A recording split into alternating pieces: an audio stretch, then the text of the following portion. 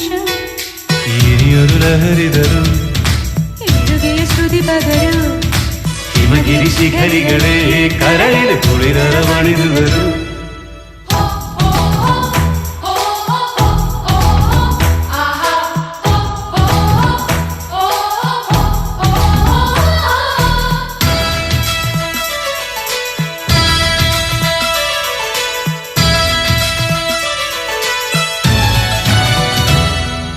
ശശിലേഖേ നീ പുൽകി പുൽകി ചേരും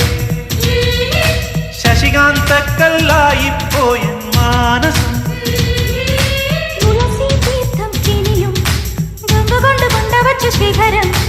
ഉണരും നേപ്പാൾ നഗരം